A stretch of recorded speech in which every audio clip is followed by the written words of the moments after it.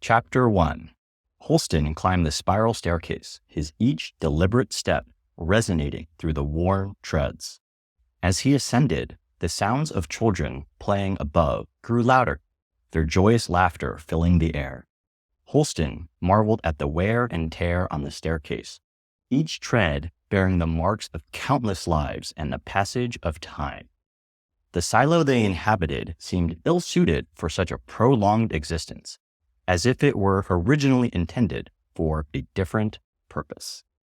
As he neared the top, the cacophony of children's laughter reached its peak. Holston reminisced about his own childhood in the silo, the sense of wonder and exploration that seemed endless. But those days were long gone, buried beneath the weight of his duty as a sheriff and the secret life he had been carrying for 3 years. Finally reaching the top, Holston found himself in the cafeteria, where children played amid scattered chairs. A couple overseeing the chaos greeted him from a distance. Holston, devoid of energy and desire, peered past the commotion to the distant view projected on the cafeteria wall. It was the same desolate landscape, the hills and crumbling remnants of the world outside, unchanging since his childhood. A child brushed against Holston's knees, a fleeting reminder of what could have been, of the twins he and his late wife, Allison, had hoped for. But time had run out, and the lottery they had won to become parents had passed to another couple. Holston carried the ticket with him always, a token of their lost dreams. Lost in his thoughts, Holston turned away from the scene and walked towards his office, haunted by the ghostly struggles of the past.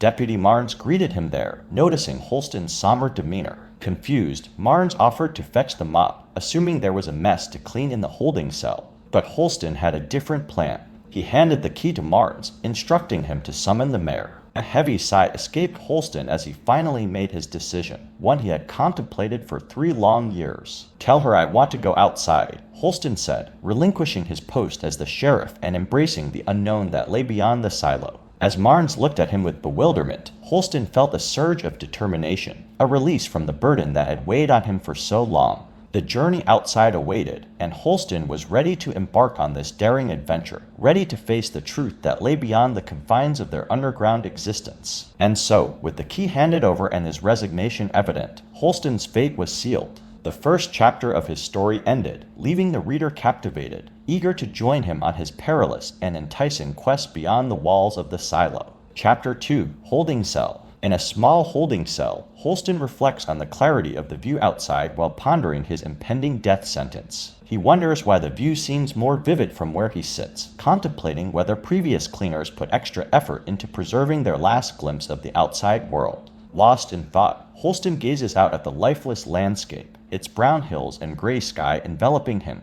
The only movement is from the drifting clouds, mimicking the beasts of old. The massive wall of the cell displays a slice of the desolate wasteland, complete with a soft blur that resembles the smearing of oil on a lens. Yet, from a distance, it deceives the eye, appearing as a tempting invitation to step out into the open air. However, upon closer inspection, Holston notices the glaring dead pixels scattered amongst the muted tones. They possess an intense brightness that pulls at him, like small windows offering a glimpse into a brighter reality. Holston wonders if anyone in the silo knows how to fix them and ponders the gradual death of the pixels, drawing a parallel to the state of the world outside. He questions whether the people in the silo themselves are living in a false reality.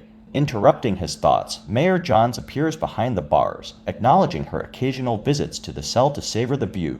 Holston bitterly mentions his late wife, Allison, weaving together his love for her and his current predicament. The mayor, gazing at the clouds on the display, remarks on the clarity of the view, prompting Holston's silence. The conversation turns towards dinner, a tradition where the condemned get to choose their final meal. Holston, well versed in the rules, cuts off the mayor dismissively, reminding her of his experience serving Allison's last meal. As the two observe the bleak landscape, Holston bitterly remarks that the prisoners will enjoy a clear sunset on their final day, contrasting it with Allison's blurred experience. The conversation shifts to Mayor John's position, her regret evident. Holston sees himself through her eyes, a broken man resigned to his fate, and a sense of unreality engulfs him. He fixates on a clearer view of tomorrow, even if it means death. Johns mentions she has been mayor for too long, having sent more people to cleaning than anyone else. Holston dismisses her sympathy, highlighting the inevitability of his death and the resentment he still feels towards Allison's fate.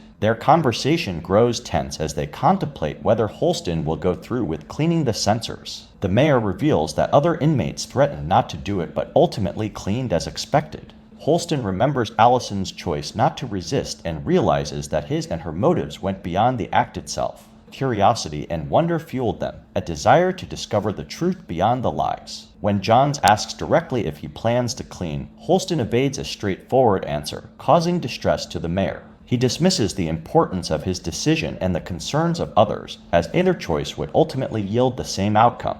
Johns, anxious, pleads with him to inform her if he changes his mind about his last meal. As she leaves, Holston's shattered emotions resurface, reminded of his time as a sheriff, and he corrects Johns on his current title. In parting, Johns advises Holston to eat, and he marvels at her understanding of his inability to sleep. Left alone in his cell, Holston wrestles with his emotions, his impending fate, and the grim realization that the outside world may not be what he had always believed. Tomorrow promises to be his salvation, regardless of whether it leads to life or death. Chapter 3. 3 years earlier, in a small silo condo lived Holston and his wife, Allison. Surrounded by stacks of old files, they were engrossed in their respective pursuits. Allison, a computer wizard, unraveled the secrets of the past, while Holston, the sheriff, dealt with new complaints and paperwork. But their conversation was about to take them on a journey they never expected. Allison shared her discovery with Holston. There had been more than one uprising in the history of the silo.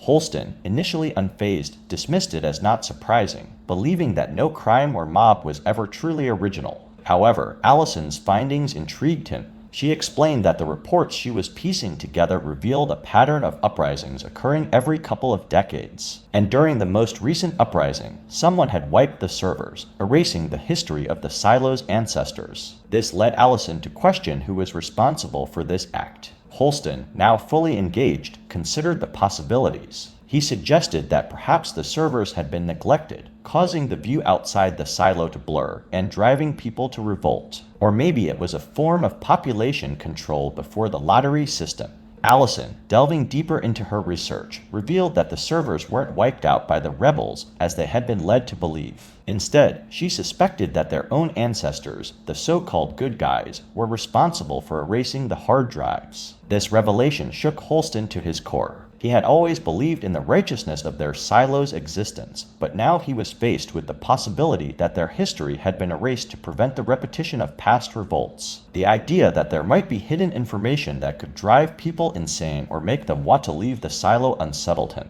Despite his reservations, Allison was determined to uncover the truth. She had already published a white paper on retrieving deleted files, and the information was spreading throughout the silo. Holston warned her about the dangers of digging too deep, but she argued that knowing the truth was always good. She believed it was better for them to discover it than for someone else to stumble upon it.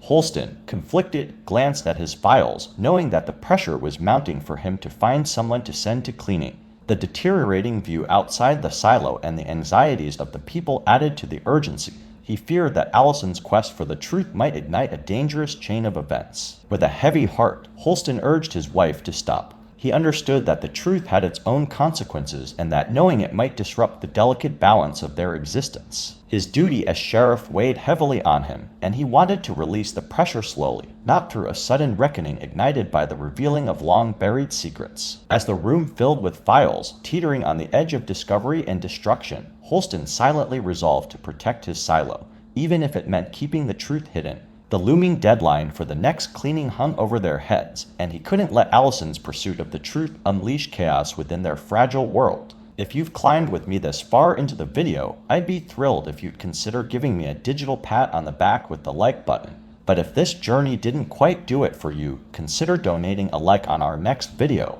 Subscribing is your passport to join me as we explore more exciting chapters in the vast landscape of books. Help shape the future by leaving a comment with book recommendations for chapter summaries or feedback to enhance the channel.